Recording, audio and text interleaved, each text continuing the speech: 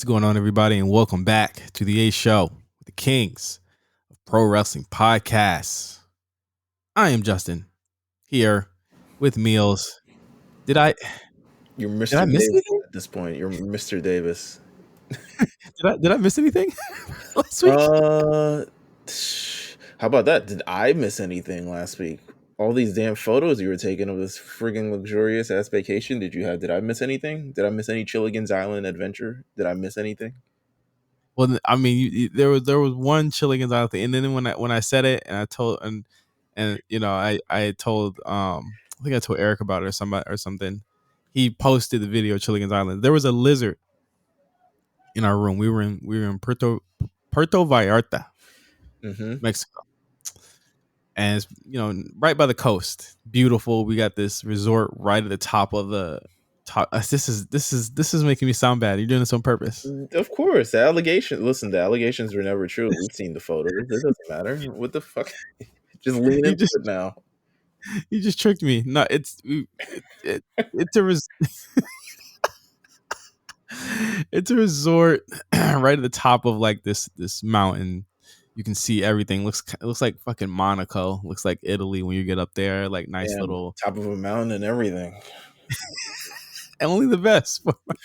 Only the best for my Elevation, wife. of It's course. crazy to say that wife. Crazy to say that wife. But so there was a lizard in our room.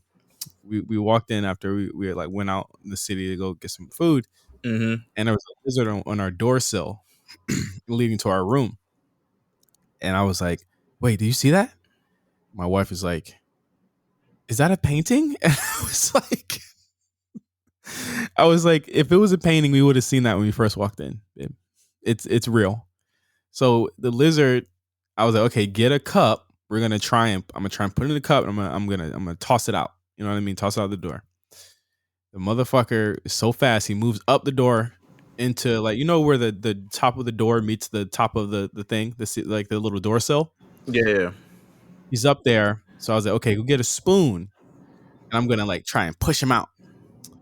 So we go back and forth. She's not helping me. She's completely Of walked course away. not. So Yeah, of course not. I, This is part I'm of on my own. marriage at this point. Now that you're a full. She has completely removed herself. She said, "This does not serve me. I'm done. I am not gonna be involved in this anymore." I use the spoon to kind of push him to try so I can get him into the cup, but I'm on a chair. You know what I'm saying? Because I have to get to the top of it. And I mean, in all honesty, it probably wasn't gonna bother us, but I didn't want him getting our stuff and then custom sees a lizard in my bag. You watch way too much Simpsons, by the way. But go on. So the lizard goes into the corner where when you close the door, that crack, like it could have got squished. I didn't want to squish it. Oh nah. I'm sorry So to any animal environmentalist, but splat. no, but the thing that was crazy was that he got stuck in the middle of the crack of the door. The door wasn't completely open; it was still cracked. He Mm-hmm. basically pulled himself off. His tail came off. He pulled himself out of it and ran away. He ran under like Okay. the door. And Apparently, from all I learned as a kid in all my what's those books? Remember those books I used to send in the mail yeah, about animals? I forgot what they're fucking called. Oh my god. All right, whatever. Animal Planet books or whatever. Maybe it's that. They don't need tails. So no, I they don't. mean, No, they don't. Like on God, like I read that he did that for survival. He just like lopped his own shit off and then ran. And I was like, I felt bad because I was just like, I felt like I had mutilated him by pushing him into the corner to get stuck. But the tail was still moving. Like the tail was like flopping around for a good 5 minutes. I was just like, yo, this is crazy. But that was they're my called Chilligan's. zoo books. Whoa, I haven't seen these in a while. That was my Gina. That ain't no damn painting Yeah. moment. well, you know what? First of all, congratulations to you and your wife Thank you. on being married and everything of the rather. It looked amazing. It looked wonderful. It looked fun. It looked very family esque. I was very, very happy seeing all these photos. And very, very happy with just kind of the smiles on everyone's faces and everything of the sort. So I was very, very happy with that. Um, so I'm very glad for the both of you.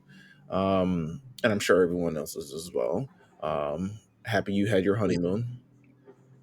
Thank you.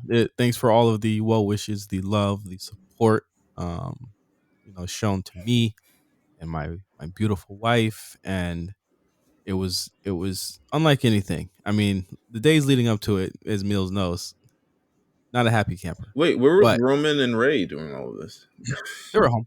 They were home. Oh, They all right. we actually don't live far from our venue, and it's primarily the reason why we haven't moved yet was because we would live so close to it. So I had actually the day of, I mean, I see my wife. I dropped her off to the hotel so she could change and everything. I had the dogs most of the day, so our actual ceremony was way late in the day, so I was able to watch the dogs, chill out with them. I just wanted a day like the day of. I just wanted to chill. I didn't want to talk about it until like 2 o'clock. Mm-hmm. I had the boys over. We just like sat. We ate. They ate. I was just like watching TV. We were talking all of that stuff, and I had the dogs, so like I was able to feed them, take them to the bathroom, and they were good for the rest of the day. Because the ceremony didn't start till 5, and they usually go to sleep at 7. So like they were completely fine for the whole night. Damn. All right, that's pretty good. To revisit your question you asked 5 minutes ago, yes, a lot of bullshit happened during this week when you were home. Lots of things. So much things that we didn't even get to capture it all, to be honest with you. I want to give a shout out to Sid and Quan. I always got to give a shout out to our guests because we have been moving. This is our 240th episode of the A Show, by the way, Mhm. which means that we've been doing this for 240 weeks in a row. And I always have very much gratitude for people who, when one of us is out, if Justin's out or myself is out, who help continue the show because you help continue the current reign and streak and everything that we're going and keep giving the content to the people who love listening to us. So I want to thank Sid and congratulations to him for graduating. You know what I said? You know what I said when I saw that? I said, of all the people that you could have booked on this, you booked Sid, Sid is and I Sid is great. I like his energy. And I said, if I had known that you were going to book Sid, I would have said no. That would have been the only person I would have said never, never ever to book on this show. He's great. He was amazing, man. I thoroughly enjoyed it. I did not know he was from Connecticut. I didn't know this was a tri-state area thing that we were working with now. So I was pretty satisfied with this. Um, Listening to the episode, disgusted. All right, mm, mm, take it up with of Sid. all of all the I have multiple times over the week. I brought it up to him. Oh God!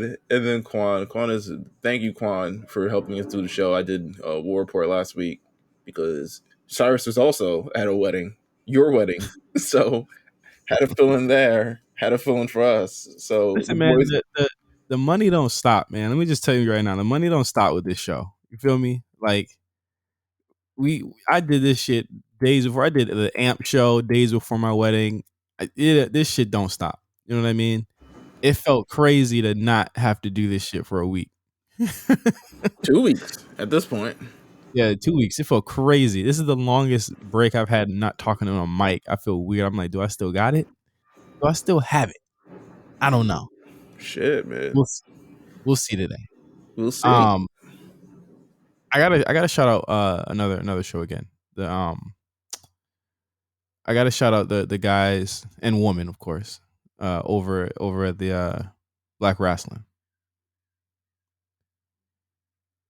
They they're amazing, man. I love them. I love those guys.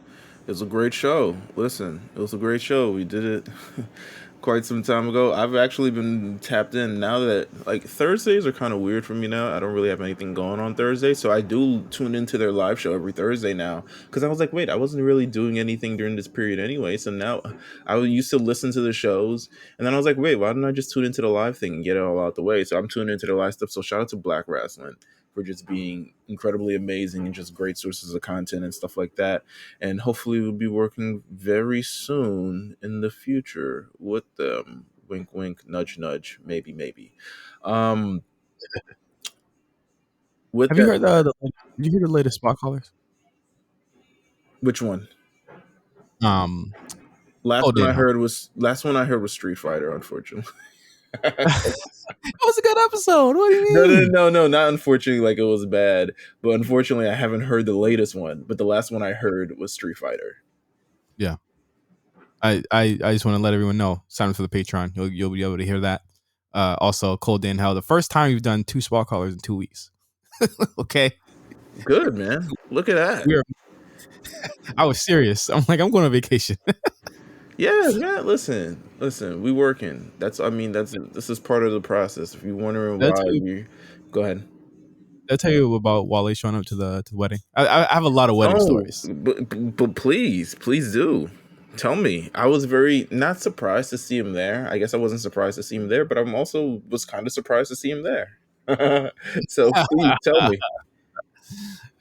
uh, um, so Wale was like, I'm gonna come to the wedding. I was like, okay. So the whole week he's like, I'm having to remind him. You know what I'm saying? He's just like, can you just remind me every day? I'm just like, oh yeah. On top of the the other things I have to worry about, I have to remind this guy, hey, What the fuck? he was also invited, so like, I was have to remind him. But so I was like, okay, I got you. And so the day of, he's hitting up Josh Peace, RNC member, co-host of the Black Rings. The day of, also Josh is hilarious as well because he changed with us, the groomsmen. He changed with all of us. He got there so early that he changed with us. So he's in like some of the pictures where we're all good for him, man. I mean, that's amazing. First of all, groomsman by like he's an honorary groomsman. How about that? Like yeah, he is.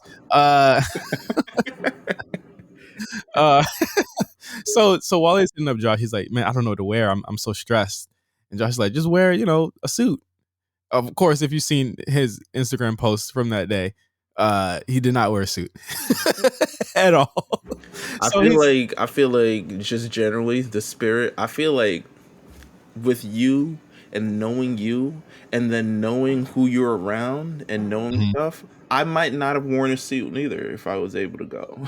To be honest, you wear some jeans? I don't know, but you know what? I liked what Josh was wearing. I was like, yo, that was pretty tight. Like, imagine if I could have pulled off something crazy. Like, I would not have worn jeans, not to your wedding. Well, here's the thing. Well, Josh did not follow the formal. It was a formal directive for formal wear. He did not follow that. I didn't expect him to. Yeah. So he's like, I'm in traffic. I'm going to be there in a second. So ceremony happens. We go up, like ceremony happens. It's about 30 minutes. We go upstairs to take pictures. We come back downstairs. We go back upstairs, come back downstairs to do the actual reception. This motherfucker shows up. All I hear is, where's the bride and groom? And I said, oh yeah, there he goes. And he shows up. Literally, he's there for 30 minutes. Shows up, takes like mad photos, videos. Is a complete and utter just a puff of smoke the whole time. That's how you do it, though. Listen, it's like the equivalent to it's not like a dine and dash, but it's like when you want to go to an event, but you know you can't stay there long. You get there and you schmooze and make sure that people know that you're there. He was in traffic for so long, so I'll say that he wasn't. He would have been there longer if he hadn't been in traffic for so long. I'll say that he had another thing to do, but and again, I'm very thankful, that he didn't have to do that. You know what I'm saying? Like the getting to Long Beach from LA is he didn't bring Sam Dew with him, and they started no performance, no matrimony, nothing. No. Best part about it is that my wife's father, my father-in-law, does a speech. It's about a 15-minute speech. He only had 5. He did 15. I said, okay, you know what I'm saying? You have this. You've been waiting your whole life for this. I was like, I'm ready to hear what he got to say. And Wale is the whole time is like, I made a speech. I want to do a speech for J5. And I was like, and everyone was like, okay, cool. So like Cyrus is at the table, Josh is at the table, Mark is at the table, and they're all this. He's just kind of just like nervous, but he's looking very intently at my father-in-law's speech. After that's over, it's time for dinner, right? So he goes up and he's just like, I had a speech for you. It was going to be about how you're a loyal friend and all that shit. But your father-in-law came up here. I knew that was exactly what fucking. I knew exactly that was going to happen. I literally knew that was going to happen. He was like, I can't. He was like, he crushed me. I'm too nervous now. He crushed it. But to be fair, it was a fantastic speech, and I would have been scared too. But This the, the man I wrote. This man wrote love hate thing. This man wrote diced pineapples. This man wrote plenty of amazing bodies of work, Mhm, and still mhm. feels like your father-in-law bodied the entire thing. Hey, ask anyone that was there, man. Drewski hands. Yeah, I don't think he wanted to smoke. Jesus he, well, Christ. he didn't see Eric and Pat's speech. I think those two were really really good speeches as well. But I think that it was just hilarious. I really appreciated him being there, and he didn't want to make it about himself. So he seemed very intent on it being about us, and I thought that was very nice of him. And he's a friend of the show, and he's a friend of all of us here. So that was a funny anecdote. I have so many wedding stories. I have stories for days. Stories that you haven't heard yet. Listen, man, you got a whole week full of podcasts and stuff, so I'm sure we'll hear them one way or another. I got two more after this, so it'll be I'll sprinkle them out throughout the week. But Yeah, yeah, a little bit, a little bit, a little bit. had a great week, man. I had a great week. I'm not gonna lie. Then I got to talk about this shit. I'm glad because listen, my week was a little bit tough. I had to make a lot of decisions and say a lot of things that I wasn't sure of. Last week was a pretty big episode, surrounding all the events that kind of happened. And you know, on one hand, I feel like Mhm, it was good that maybe you weren't out. That maybe you were out. mhm, Give us a lot of time to gather information or lack thereof. Gave us a long time to reflect on this. Gave us a long time to kind of settle with everything that's kind of going on. There's a lot of knee jerky news, a lot of threads, a lot of you know information or lack thereof, and something along the line. So you know what? I'm very very glad that we got to this point where we can kind of maybe talk about it with less I guess freshness in the air.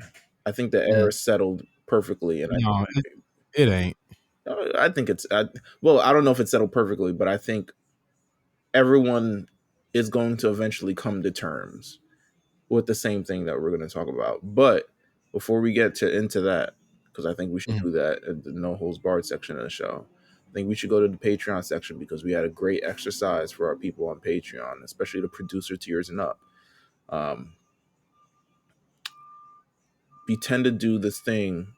Well, there's this thing that's going around in the in the sports world. Why am I saying it's a thing like it doesn't happen in a year?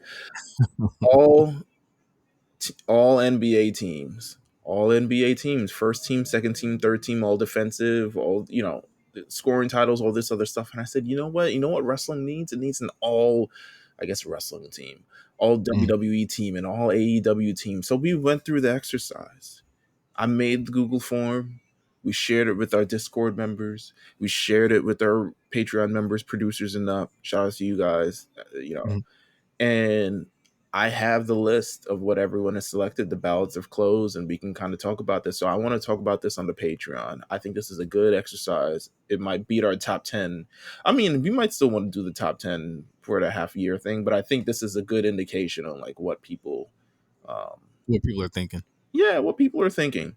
So you know Yeah. what? Let's get into this on the Patreon side of things. And for the non-patron people, we'll be back with No Holds Barred.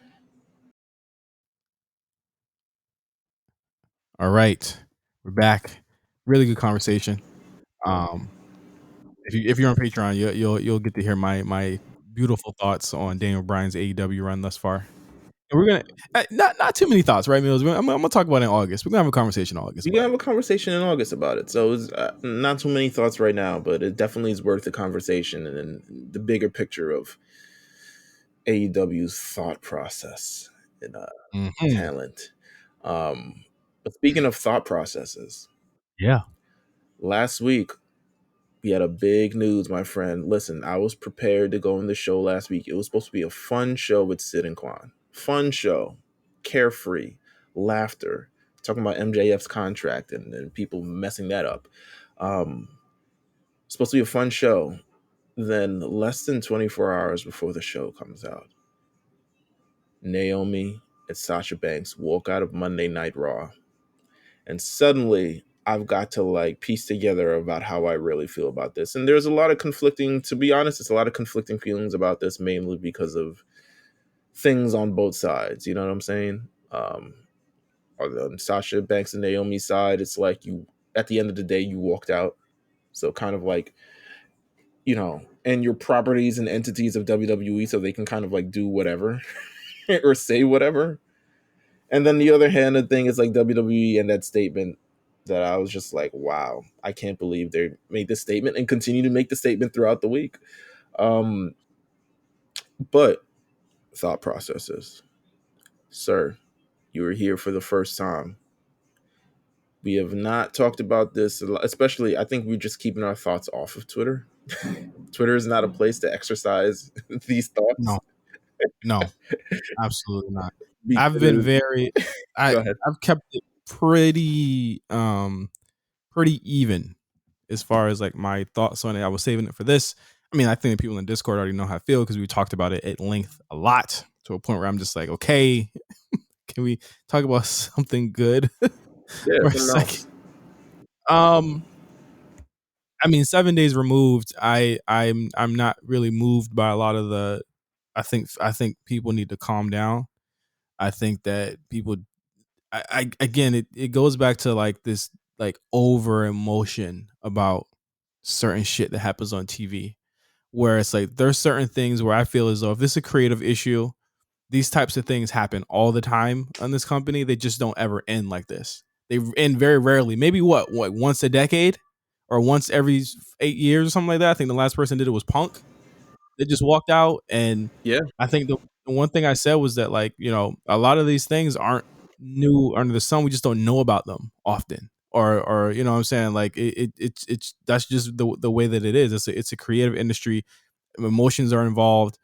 You know, it's fake fighting at the end of the day. You know what I mean? But I think when we were in the Black Wrestling podcast, they were like, somebody said, well, if you don't get emotionally attached to it, what are you doing this podcast for? It's just like, what? Like, the fuck are you talking about? It was somebody in the comments that said it.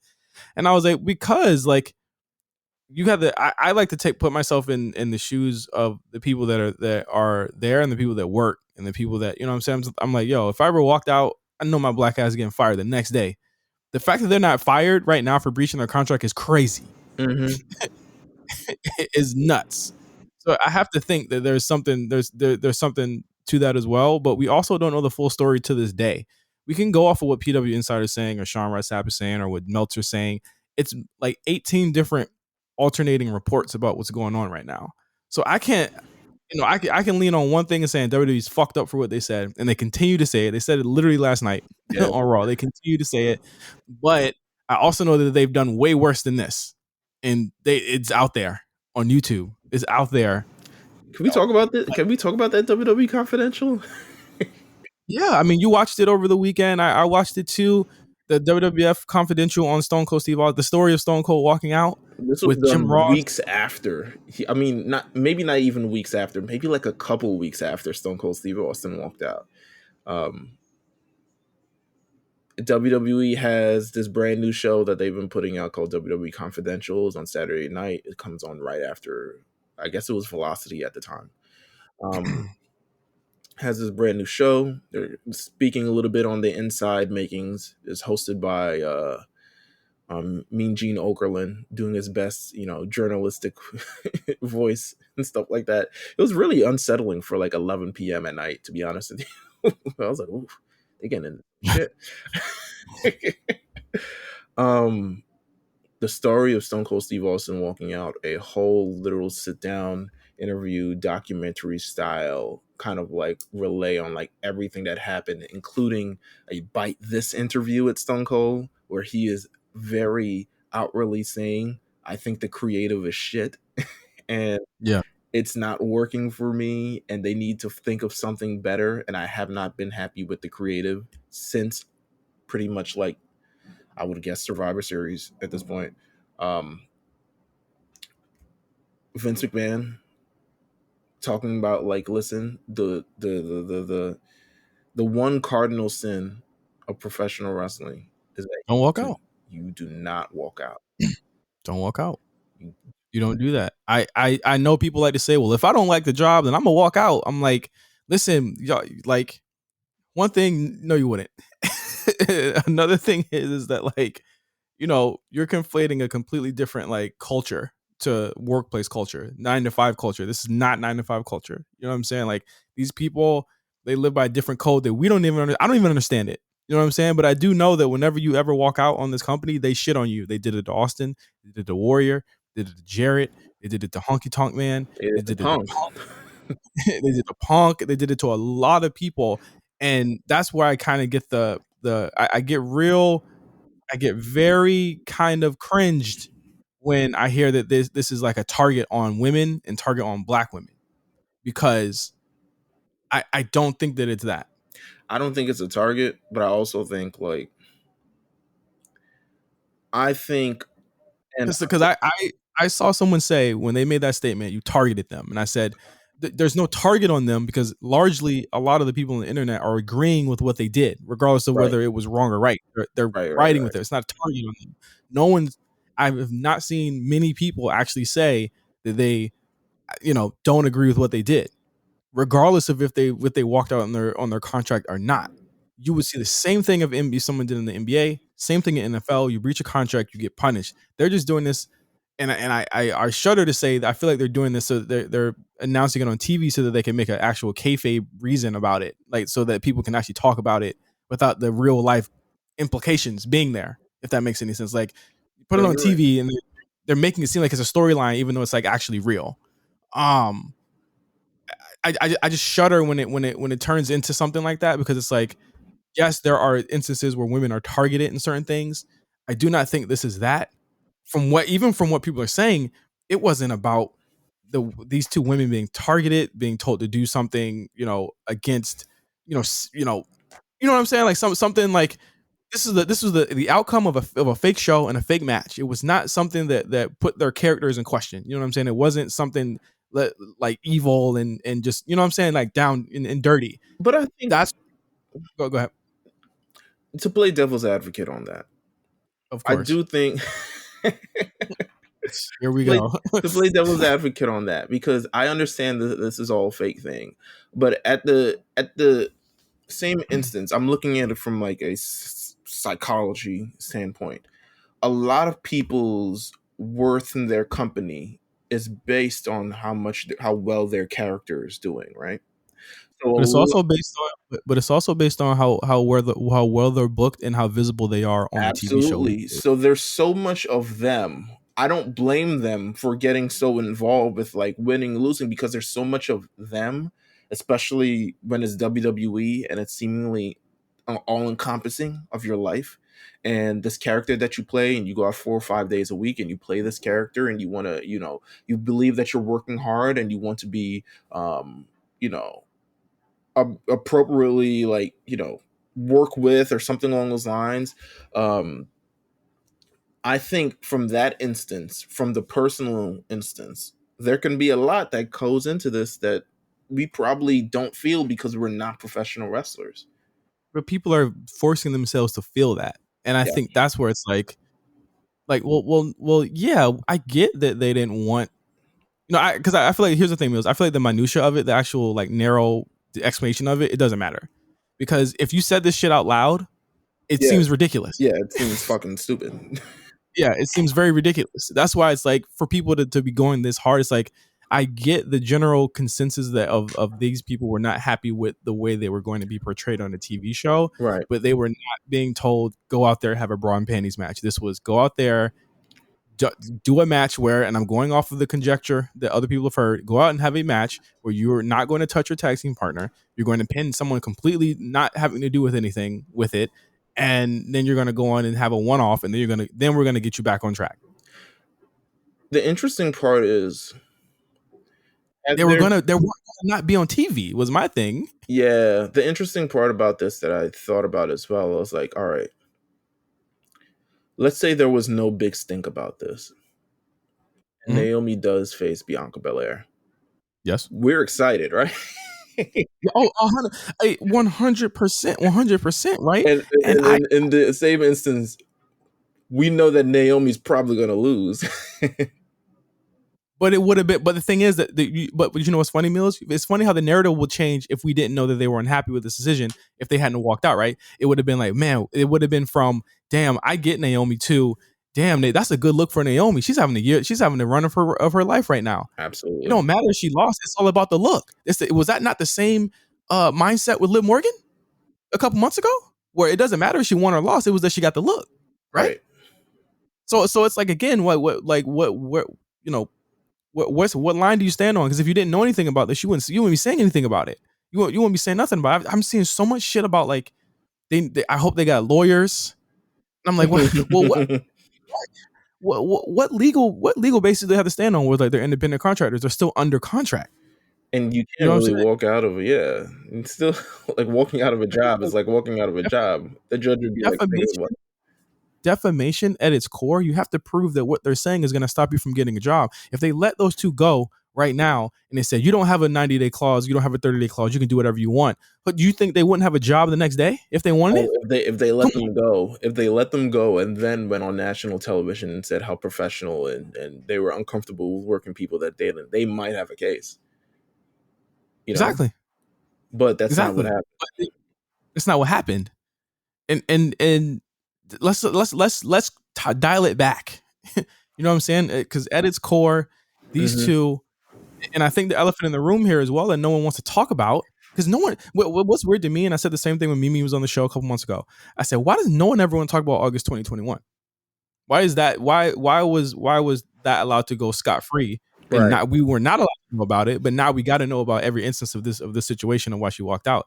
And why is it always when it has to do something to do with Bianca? I'm Drewski hands. like why is it always that? Because the thing is that I think that there's a clear pattern of this behavior from one of the people on that team, and I think they're fed up with it. This is the third time. This will be the third time in 3 years that this person's walked out. There's a pattern there, and now you got Naomi doing it. Like, come on, man. Like, it's something going on there. Like, do it, to go back all the way back to 7 days ago, all the way up to now. Do I feel as though they had a right to be upset? Absolutely. I feel like WWE has a real issue with coming up with mid-card storylines for women that don't involve the belt and that don't involve actually, putting those titles on hold for a minute. But do I think that they absolutely would have been at one of those stadium shows to defending the titles? Yes. They got 3 stadium shows coming up and 1 pay-per-view that doesn't have anything to do with it. I think WWE absolutely booked themselves into a corner with 3 shows back to back, and they needed to have a big match for that one show for the stadium shows, and that's what they came out with. Did I think it was do I think that the matches that they were coming up with would have been exciting? Absolutely. Do I think that they kind of fucked themselves by doing that? Absolutely. But it's not like these tag team championships weren't, were ever kind of like, that big in itself. They've always needed to be improved in booking. And also, to Naomi's point, you were just getting your head beat in by Sonya 8 weeks in a row. What? What's the what I'm that's the middle. They say, like, there's the truth, there's another truth, and there's somewhere in the middle, right? Yeah. And it's like we're missing something in the middle here, because the thing is, you didn't have a problem getting your ass beat by Sonya for weeks, and people were upset about that. You get a title, and then it's like, okay, just give yourself 20 something days at best, maybe 15 right now before Hell in a Cell, and then you'll go right back to it. What's the difference between those two? No one can answer that. No, I can't answer that. And I'm not fully sure. That's always kind of what I wonder too. Like, what's that thing in that middle that really made it? And we all speculate on what it was, but none of us really know. And we still don't know. And to be honest, we still don't even know about August 2021. So we probably will never know. Yeah, she came back and didn't say anything. She came back, didn't say anything. People was like, respect her privacy. It was like, now it's like, we don't want that anymore. It's like, it's just weird energy, weird vibes. Like, yo, she went to go party with Steve Aoki. She's so unbothered. I'm like, bro, you don't even know what's going on. Like, yeah, don't let Instagram fool you. Yeah, like, what is? We don't know. We don't know what's going on. Like, it's like she went out with her friends, man. Yeah, she was posting that should have been wild. Yeah, like, come on, man. Like, I hope they got lawyers. I hope they lawyered up. I'm like, for what? As soon as you tell the judge, Your Honor, the two the defendants here, they felt so strongly about not losing to Dewdrop and Nikki Ash that they've their passion for this overwhelmed that and no, not then they put the belts down and they walked away, and they were defamed. The judge would be like, well, why are y'all here? Why is this in front of me right now?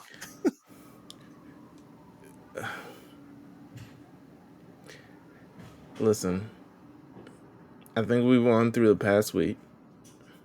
I think to me, I was exhausted with the speculation. I was kind of exhausted. Go ahead. Now be clear. Be clear. They gonna get the E gonna get they gonna get their get back until they come back. So I hope people are ready for that every week. So if you're not ready for that, then that's what it is. They the one thing that remains constant in my viewpoint of this is that all these things can be settled, can be solved in some way, shape, or form. I don't think they should have, especially with the pull Sasha has. Like, I don't think they should have walked out. I think that part was shitty. You leave people look at Raw this week. They scrambling right now. They are scrambling. Like, the outcome they had to do because this did not work. I do not feel as though it's the best course of action. But I gotta kind of give it an asterisk and let it play out, right? Like, because we know what was supposed to happen, and we know this was not the plan. I mean, they could come back if they want to now. It seems like that Hell in a Cell thing has been really plugged out. Yeah. I mean, if they really wanted to be, I think they'll probably stay suspended for all that. They were like, nah, we get it. We get what you're trying to do. To be honest with you, I'm not sure when they come back. I'm really not sure. I don't know their mind state. I don't know kind of anything. To me, people are like, yo, Sasha probably. I don't think Sasha's a problem. Sasha has left, come back, rolled back. This is kind of like not necessarily her MO, but it's a pattern that it kind of follows. She'll be back. Mm-hmm. Naomi, this is the first time. Yeah, so I'm not sure what's going to come on. Not necessarily that I think that she's going to be fired. I'm just interested in her mind state of like seeing all of this, having to deal with all of this. I think Sasha can deal with it. I don't know if Naomi. Well, the argument was, and I think that it goes back to a conversation that we had briefly on the Black Wrestling Podcast, where it was like, we're always labeled as unprofessional, hard to work with, and I think that's people are gonna see that leads more credence to it. But it's just like, I shudder to say that I don't think that this is the first time a creative difference has happened, right? No, definitely hasn't. I'm always, in terms of in terms of things of just us being labeled as stuff, I always hate it from a public standpoint, because then it gives people the opportunity to kind of pile upon people with the same instance. And I felt that same way with Swole as well. I felt just the head of the company saying I didn't think that she was a good enough wrestler and stuff like that. I think that was terrible optics to be able to do, because I think now it allows everyone to, on the internet, well, if this CEO can do it, of course, I'm gonna call her a piece of shit too. I mean, I think the act was unprofessional. I don't think these two are unprofessional. Well, I don't think Naomi is, but I don't want it to follow her. You know what I mean? I think that, again, you kind of mortgaged your run to be in solidarity with somebody that I think is good wherever she goes. I think that the main argument I think I saw in one of the things about it was like she was tired of being looked at as the good hand that kind of, they slot in certain spots. And I said, I mean, yeah. I mean, that's kind of like, you kind of need that. And I don't think there's any shame in losing to Bianca Belair. I'm just very, to me, my antennas go up when no one does that to Charlotte, but everyone does that to Bianca. No one's ever done that to Cena, but everyone's doing that to Bianca. You know what I'm saying? Like, if she can't be made to look strong by anyone, and no one wants to lose to her, then who are we really defending here? Because it seems to me she's the only one that gets hurt every time people do this, every single time. I just look at it. I look at it from a different viewpoint. I look at it from a different way. I'm looking at it like, yo, Bianca needed a match. They did not want to do that Oscar Becky thing right now. And it's clear they didn't want to do that. Can I? What? Go ahead. No. I mean, I was gonna begin to transition out of this topic. Okay. But one thing that also not necessarily irked me, but I was like, huh, what? So the Stephanie McMahon news comes out that she's taking a leave of absence from the company. Oh boy. I And know you're people talking are about. like, oh, she probably couldn't stand Oh around the man. same time. And I was like, bro, you dead ass. I think there's somebody with a name that is the namesake of a company that I would never wear. Said, you know, once you say one thing right, all the truth starts to come out or some shit. And I was like, no. I was like, I'm pretty sure that Stephanie's not taking a leave of absence in solidarity. Like Naomi and Sasha Banks. Naomi and Sasha Banks. No, not. I don't think that's exactly what happened here. But you know, Stephanie McMahon did step down. She announced it on, I believe, Thursday of last week, and Yeah. and then it was also announced after that that Triple H was already back. Has already been back at work full time in the last couple of weeks. But it's also been announced in her leave of absence. She has not announced when she'll be back, but Nick Khan will be taking over a lot of her duties. So again, Nick Khan is the specter of him is looming all over the WWE at this point. I mean, if he's got Stephanie's perspective, he's the closest thing to Vince McMahon right now.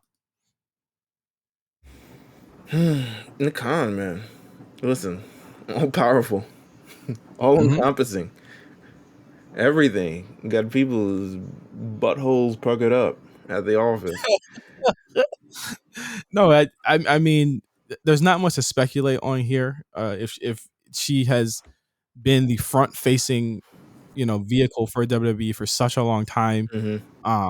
She says she plans to return. I absolutely believe that she will. If she needs to have time off, a leave of absence is not a bad thing. And the company I work for has instituted a leave of absence policy where you can be gone for up to 6 months, and you know they'll handle it in your stead. I think that mental health is absolutely important, and if she wants to leave to go help take care of her kids, for you know she's suffering. She's not suffering from a lack of money. You know what I mean? So she'll be fine. Suffering from success, if anything.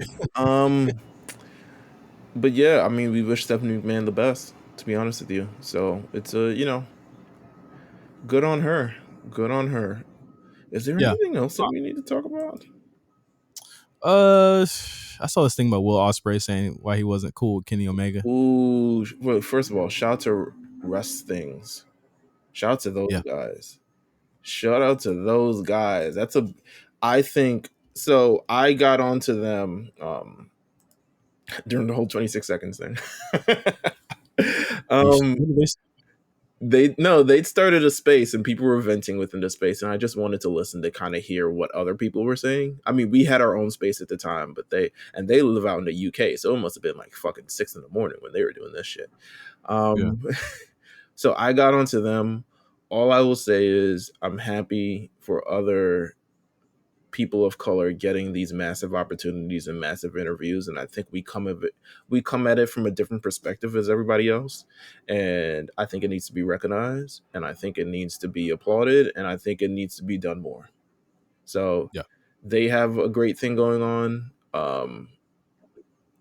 Shout out to them. But the comments itself really paints Kenny Omega as a weirdo. Yeah. You know, says something of the effect of Kenny had came up to him after he left New Japan and said, you know, it's up to you guys to kind of withhold the mantle and hold this company up. And as soon as he gets out, he's just like, you know, he disses him online, and it is very weird. It You came know, up with a he very said, rapper kind of. yeah, like it is weird. I did wonder where the Osprey disses came from Omega, and again, this is another situation where it's his truth, and we don't got Omega truth, and you know the truth might be somewhere in the middle. You know, I feel practically nothing for the kid, but I thought it was an interesting story. Osprey, knowing that he's a piece of shit that was named and speaking out for all the shit that he did, but it's interesting. Two of the most weirdest guys having a beef. It's just white Ganjin Yeah, beef. Who's really running with yeah. the mental? He was like, "Yo, you could carry the company in my, in my spot," and then he starts dissing you, and you were like, "Yo, what the fuck?" Like this shit only happens in hip hop. Yeah, it's very hip hop. It's super hip hop. Speaking of Kenny Omega, it was announced that he's nowhere near healed and nowhere near ready to come back to the ring. He had a plethora of injuries before he was out, and it's looking like it's going to be longer before he actually comes back. It is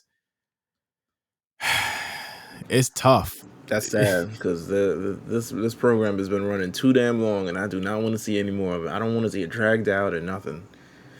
So some of his injuries were a torn labrum in his shoulder, a hernia, and issues with his knees. Also, I believe he had a broken foot, and it was still broken for a while, and his ankle.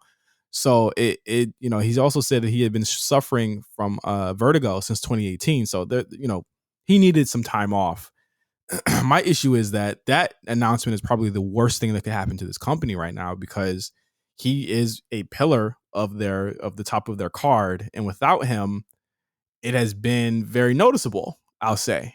I think that even in his state, even at his most injured and most depleted, he was still providing an audience that loved to see Kenny Omega, regardless of what he was doing. And now that he's gone, I think that they're kind of lost in trying to fill that moment with him, because they don't have like the guy. He's like the top guy that didn't go to WWE. He stayed there, right? He's another one of those guys, right? So it got me thinking about just the status of AEW as this coming up for their TV deal. It was announced last week during the upfronts. Warnerr Discovery showed off all their shows. AEW had very minimal presence there. Did you notice that? I saw a picture of Red Velvet, and that is all the presence that they had there. And I was like, oh, okay. Shout out to Red Velvet. But yeah, I mean, when you look compared to the NBC and the Fox and they're, the people that they have there, it's very, I wouldn't say, is it telling? I think it is. I think no news is half good news and half kind of you should be concerned. I think that when it comes to their TV deal, which is coming up very rapidly, it's clear to see Universal and Fox still look at WWE as kind of I would see, like, if I had to predict, I would probably say WWE is going to get the same amount of money next time, maybe a little bit more from Fox, right? AEW gets a little bit more interesting because it's like their TV deal is where they get they're able to sign a lot of these people. You know what I mean? And the way that they're constructed is because of that deal. But you can't keep everybody on that deal, because they couldn't keep everyone with this deal going forward. So if they're looking at it like this, what does Warnerr Discovery see them as? What do they see the company as? It's like, you look at things coming up like F1, their deals coming up. Obviously, WWE's deals are coming up. How much money is there going to be spread around for them to go anywhere else but Warnerr Discovery and take whatever they give them? Now, remember 2014, Meelz, when Vince saw that $500 million, he said, nah. He said, nah, I'm not okay with that. And the whole company changed. Mm-hmm. If Tony Khan was to get if he get under $500 million, I feel like that's an L. Ain't no way. You got to get it. Under $500 million is an L to me. That's not how. Because it means, but where he's, I think he's at, they're at like what, 150, 200 mil right now. Getting that same amount, that would be an interesting. You put AEW in an interesting spot there, because it's like, it's not like they're growing there. It's like they're just gonna stay where they're at on TBS. I'm very interested in seeing like what Warnerr Discovery's plans are, because they don't even seem factored into any type of conversation, and it looks like they didn't even ask Tony to send anyone there. Who would you send? Like who? Honestly, bro, Cassidy. It would have been Jungle. It would have been Cody. It would have been Cody. He's a larger than life star. You can't send Adam Cole. He's shorter than everybody. He would have been shorter than everybody on the panel. Oh my god. Let's send him there. He's a nice guy. He would have been sure CM to Punk everybody would in the have pissed panel. everybody off. Oh, he would have just looked dirty. Come on. First of all, I saw the CM Punk tweets. That man is in support of walking out. He is not in support of any other wrestler. That man Yeah, he's in support of leaving a job. That is what he's in support of. He is not in support of any particular. We need to stand by the wrestlers, and then Miro with the LOL emoji. I would have had some more too, nigga. I would have had some couple L's on that one. yeah. Who the fuck is he stood up for ever, other than Literally, himself? literally.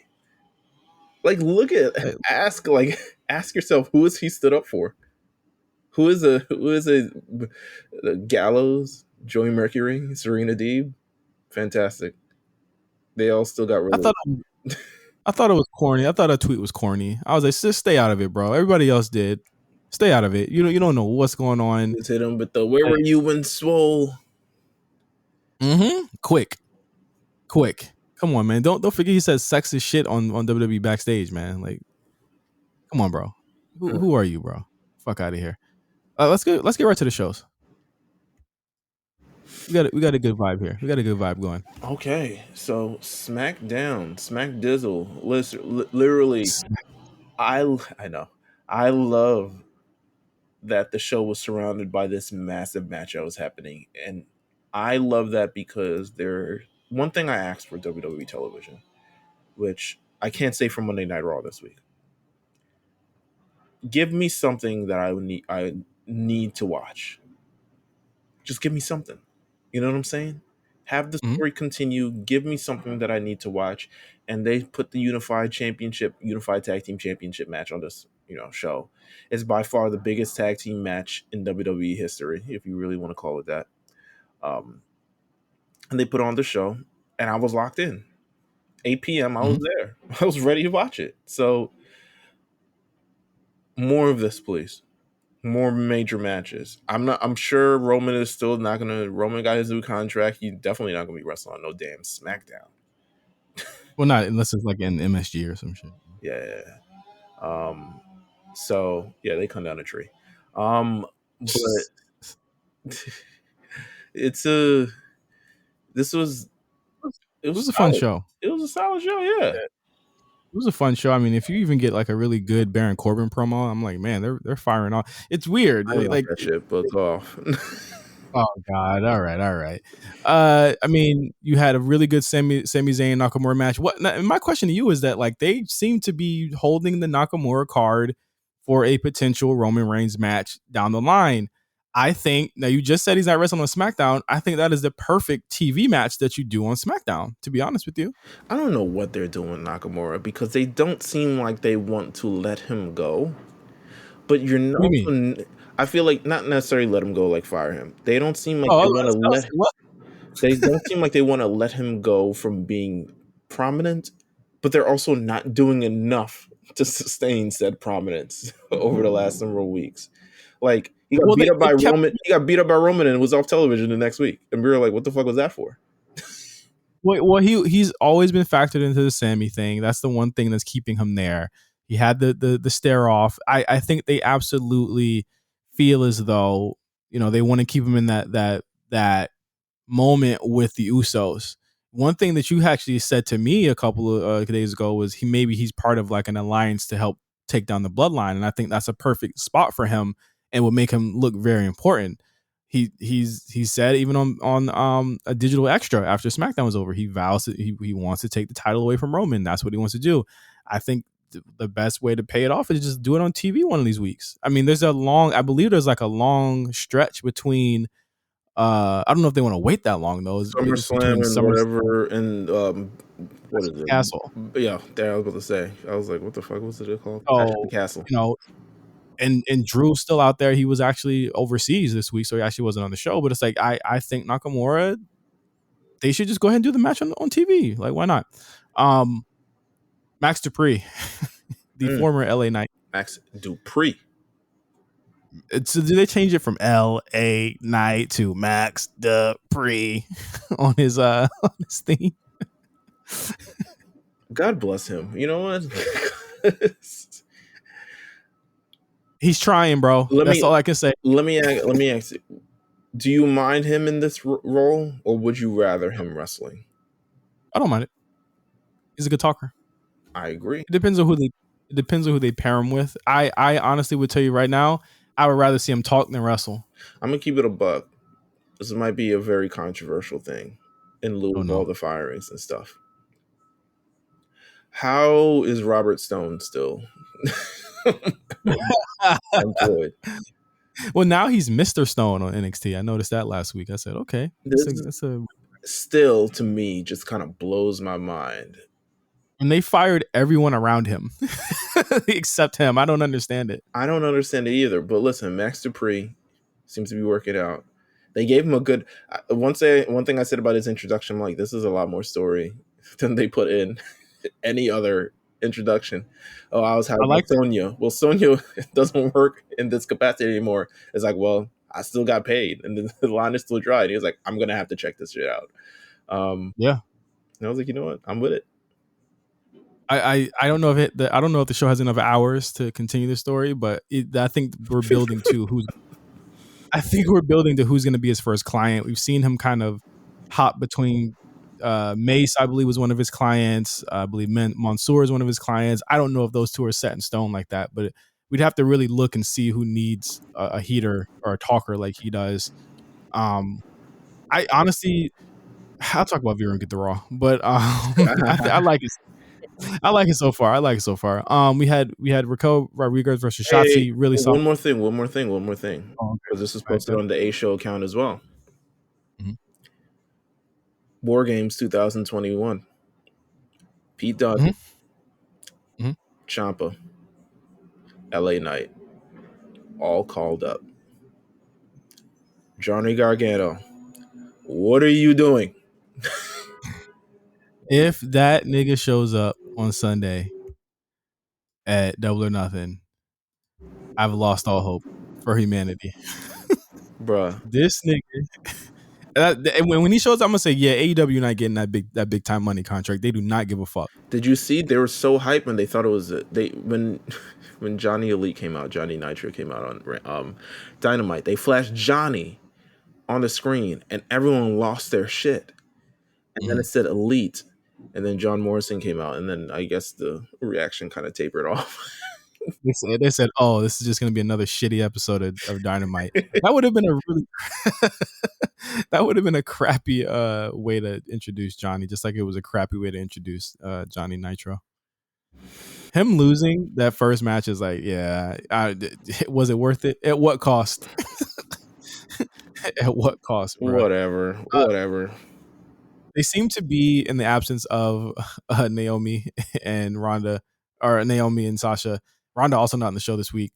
They seem to be gearing up a bunch of women to be in that slot. Raquel Rodriguez seems to be like, I would imagine that her and Ronda are going to get another match down the line, maybe by SummerSlam, to be honest with you. I don't know. SmackDown, I don't know. They dig her. They dig Raquel, and I knew that they would. She all teeth. She all teeth. I don't know what it's unsettling. I thought Shotzi looked solid here. I'm glad that she's back working. I'm glad needs to be a face. Let's cut the crap. Yeah, you're right. We want the biggest face on SmackDown. Make it Shotzi. Shotzi's incredible as a face, and it hides the fact that she has to wrestle. The reason why that didn't work was because like that weird moment where I think when she did turn heel, I think she might have got like COVID or something. Oh yeah. She was supposed to feud with Sasha, and it didn't really work out like that. And her dad passed away, and she was off TV for a while. Yeah. A lot of bad stuff had happened to her. That led her to be off of TV for a minute. Xavier Woods versus Butch. Hey, they all in on Butch too. He's the only visible person in that fucking stable that means a damn. Yeah, very true. Very, very true. Who do you think Xavier is calling this Friday for the 6-man? Oh, I know what part of me wants to say. I know what I want. What it ain't Big E, but go ahead. I want Cesaro, baby. Oh, what if it is him? I never thought. You never thought Cesaro? No, I never thought Cesaro. I want Cesaro. Yo, that would be crazy. That would be a crazy. It's not gonna happen. But that would be crazy. It's probably gonna be like Gulak or something. But it would be crazy. Gulak don't play no video games. I wanted to That'd be crazy. Cesaro. I think it's some to say it's someone that I guess now I think they're calling Brawling Brutes at this point. That's their official name. I mean, it's someone that Sheamus knows very well. Give me Cesaro. I don't know who else it could be, or call someone up from NXT. I 100%. I do not know who it would be. I do not know. SmackDown has everyone on SmackDown is used right now. They're being used, so I don't know. Gunther, Ricochet seem to be on a collision course. I'm feeling very. You're conflicted. I'm very, very conflicted because this is what we wanted, right? But it's hey man, Drewski hands. Drewski hands, bro. Oh if my it god. It is what it is. If that happens, dog, I ain't crying about it. I mean, I'm just not gonna cry about it. We'll see what happens. He ain't gonna cry. So, let me get to the main event. Before the main event happens, Michael Cole does the update on Sasha Banks and Naomi heard around the world. My man Pat was like, everyone was inviting him to the cookout after that. I was like, listen, he said he doesn't know. He had no idea. It wasn't like he was making an actual statement on the thing. He was just like, I don't know what happened. You guys know more than I do. I hope it gets settled. Now they're like, oh, he didn't know, so he didn't agree. I'm just like, bro, he ain't gonna say that publicly. I think I saw somebody say like Pat should put them on his show. I said, what? Why would? That was up there in like the top 10 most ridiculous things. Maybe after they return or something. I could see it after they return, if they do return. But not like during all this. Are you on crack? There's still leverage to be had. But now his face was fucking incredible. I'm surprised they ain't put that shit on YouTube with the way they've been selling this shit all week. Oh, they did put it on YouTube. They did. It's got almost 1 million views too. Unification match. Damn, 2.6 million views on that. On the unification match. Really good match. If this is how RK Bro goes out, I think it's a really good way to put him out there. I am very concerned about the Bloodline having all the belts. I'm sorry. They just gotta lose, right? Like at some point they gotta lose. That's the thing. Like they gotta lose. At some point they gotta lose. I don't know. Into who, bro? They gotta lose. Like you can't have. We love them. Don't get me wrong. This reminded me of WCW kind of thing. Not like WCW in the bad way, but like WCW. You know when the heels are never really heels in WCW.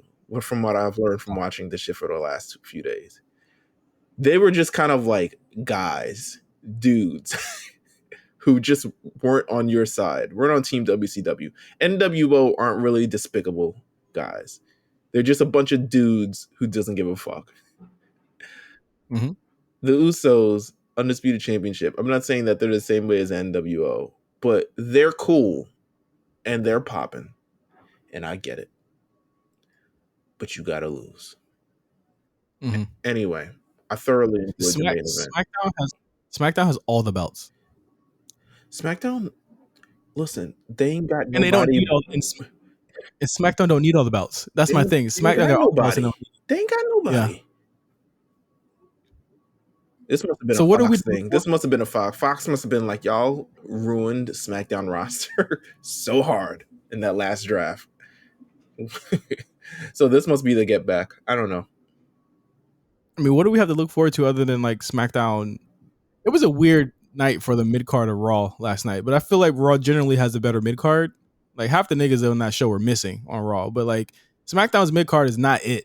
It's Nakamura, Ricochet, Gunther, and that's about it. There's no scene to it. There's no scene. Yeah.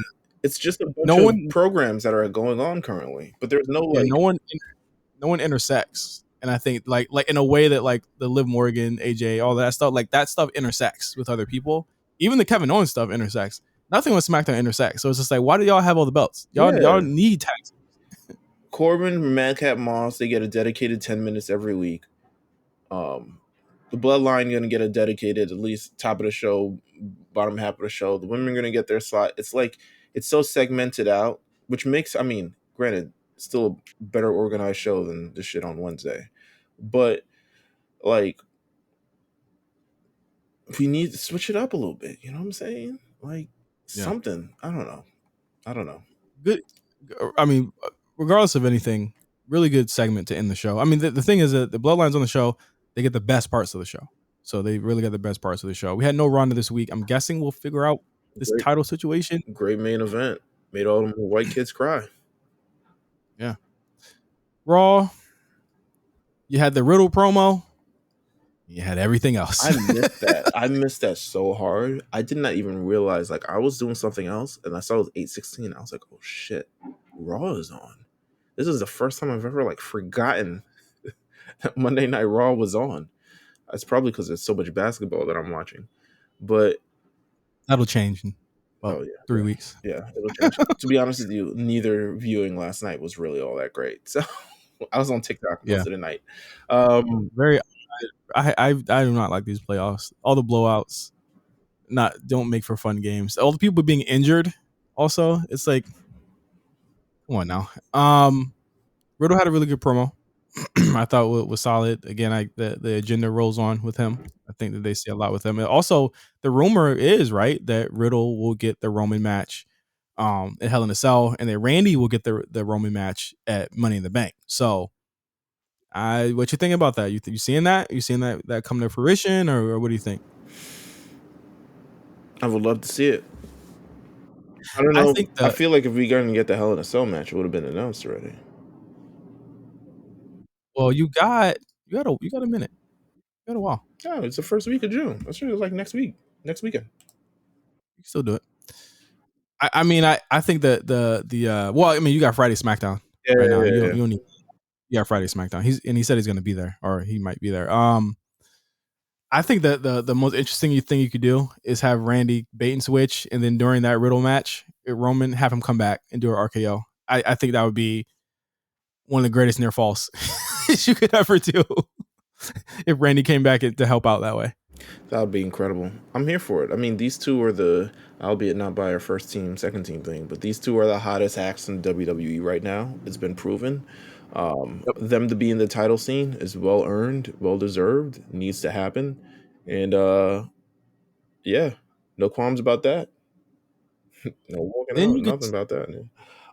Yeah, oh god, then you get to the rest of the show, yeah, and it's like really long 6-man with a Cole Street Profits that I thought were heel last week. The Judgment Day match, which I thought was really long as well. It was like 3 segments. I need to talk about something real quick. Okay. Edge. Why you blocked me, bro? Why you don't want me, man? What did you say? I don't know. I think I've been making too much fun of Judgment Day. And to be honest, I think it's still well warranted. I think the group is still not that. The group consists of 3 great people, but it's not a great group, if that makes sense. It takes I feel as though with this group, we're seeing it evolve weekly. And to me, I lipoed it about a week ago. I said, I'm going to let it play out. I feel like... Go ahead. Because in real time, we're seeing it change from spooky niggas to kind of like well-meaning, but really... You don't know what it is. Edge don't know what it is. Evolving. It's evolving. I mean, the thing is that you already know Edge has a lot of control over his program. So, like, this is all him. This is legitimately all him. This is what he wanted to do. So this is your man's, and that's what blocked you. I still don't feel like it's a very strong group in this iteration. And this is someone who loves everything that he does. I'm just not in love with it. I feel like I remember when Seth Rollins and AOP came, and Seth Rollins had that moment with the glove, and he comes from the back seat of that vehicle, and it's like, oh my god, it's the big reveal. We haven't had that aha thing. Like, this group formed in the middle of WrestleMania on a in a match that everyone kind of like tuned out for. The program with AJ hasn't necessarily knocked anyone's socks off currently. The inclusion of this group, they are two great people. I think Damian Priest and Rhea Ripley are amazing, but I also think they're bigger than being subsidiary players to Edge. And also, Well, that's why he doesn't wrestle. That's why he doesn't wrestle often too, because it's largely them. And then also, I still just kind of feel like, I mean, Corey Graves points it out on commentary that we still don't know the direction and stuff like that, but they've got the motivation or something along those lines. I'm like, yeah, but this is wrestling. Everyone's motivated to kick someone's ass. What are y'all about? What are y'all really about? And I've seen this before. So I don't know. I'm conflicted on it. Edge blocked me. I'm pretty distraught about the entire thing, but I'm on a journey now. The journey is to get Edge to unblock me. That's the new goal. I needed new goals and drive and something to motivate me when I wake up every morning and every day now. I mean, it worked for Adam Pearce, right? He unblocked me. You guys are about to fight, though. Edge doesn't really even use Twitter like that, to be honest with you. So I mean, that's the plan. If anyone wants to help, shout out to everyone who has helped thus far in this and aided in this effort. But the plan is to get Edge to unblock me. Good luck with that. I just followed him for the first time. Okay. Veer Mahan. You lost me weeks ago. Let's just be clear. But my issue with Veer is that I don't think he should have been a heel. I agree. I really don't think he should. I think he should be a babyface. But also, I think he looks cool. I think he might be like a cool guy. He seems like a cool guy in real life, to be honest with you. I do not agree at all with this program, with Ray and them. I think Ray and them could be doing way more better things right now than what the fuck they're doing. I was like, oh, damn, that's another tag team, right? I was like, damn, that's another tag team right there. Like, get them doing some tag team shit. Get them away from this shit. There's a handicap match in Hell in a Cell between these three. The thing with Veer being a heel is that I feel as though his shelf life is a lot lower as a heel. The same way that they tried to build Jinder Mahal and all these people up the same way to be heels and all like the foreign heel stuff, that shit don't really work no more. Make him a babyface. Why can't he be a good guy facing the Miz? I feel like it was the Ezekiel thing that kind of jammed him. Like, they got kind of introduced around the same time ish. And Ezekiel popped because he was a babyface that people could get behind, and he had a stronger. When you face heels as a growing babyface on Raw, you have a stronger base of people to face.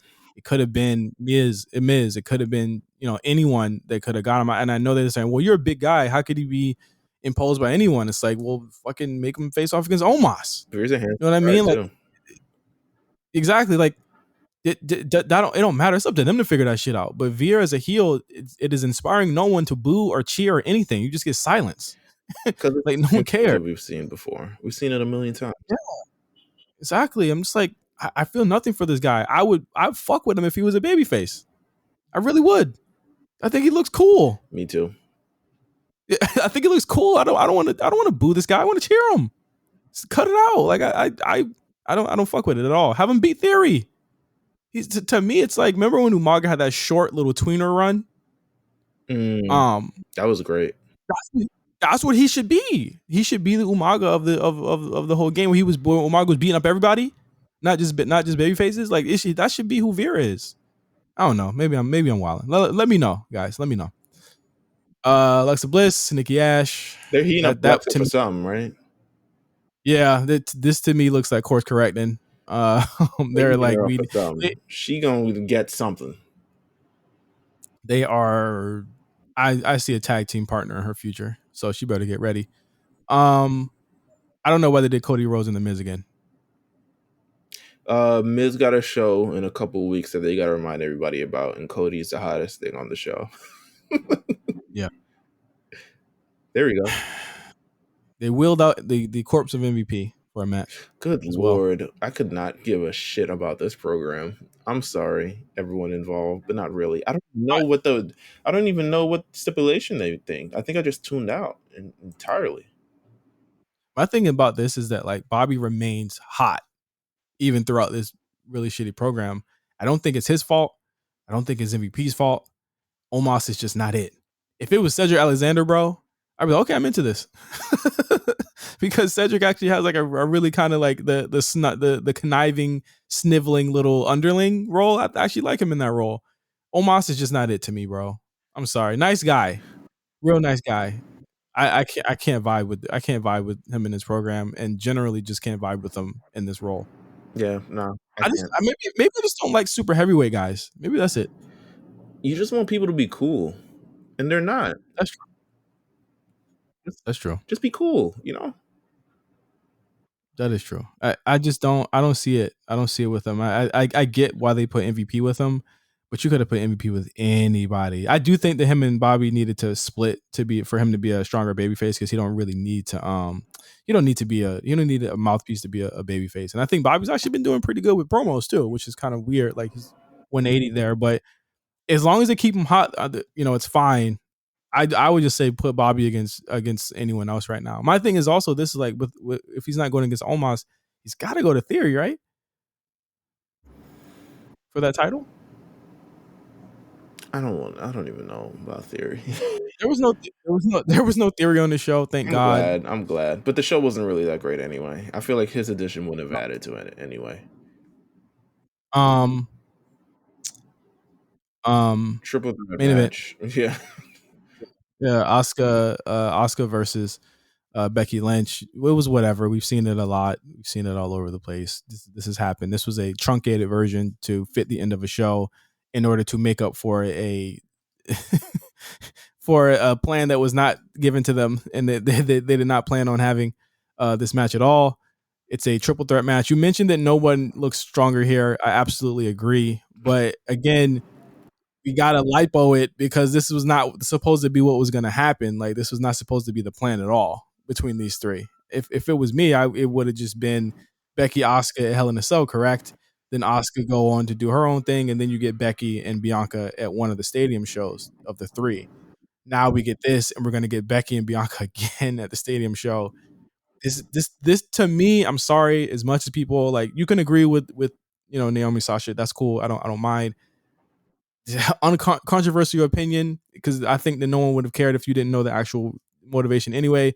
The strongest match probably would have been Naomi Bianca. I'm just gonna be clear. It would have been. I think it would have been.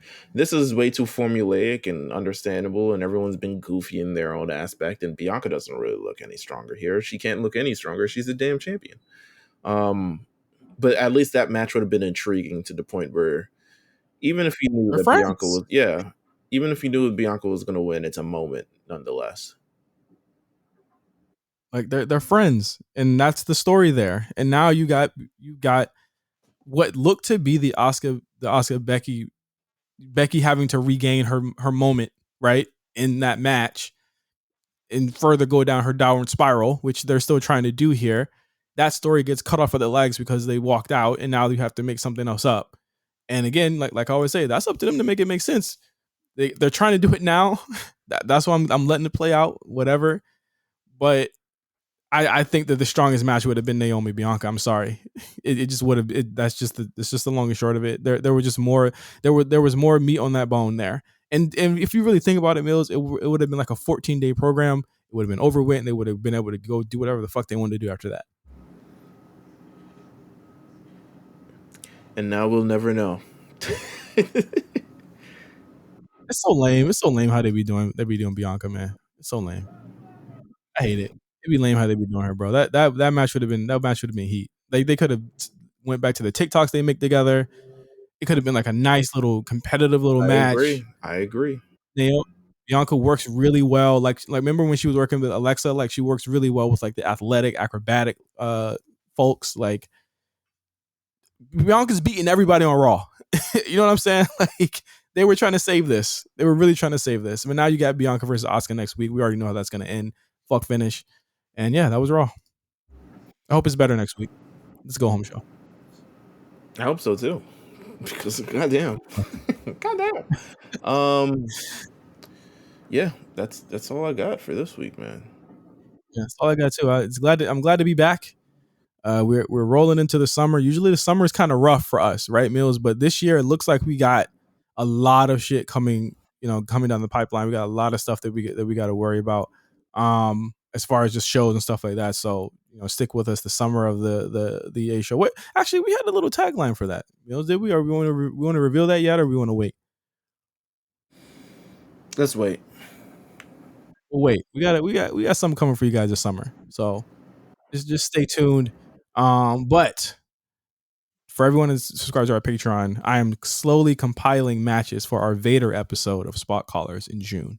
So there won't be a vote with our traditional vote, but we'll be voting on Vader matches. So be ready for that in the next coming weeks if you're on our Patreon. And yeah, there's so much stuff coming up on that as well. We also have that video of us doing the one chip challenge. So if you haven't seen us die a horrible death to that, make sure you go see that on our Patreon as well.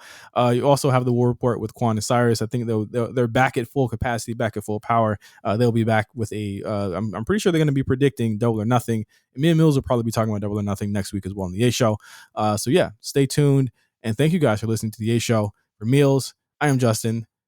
See you guys next week.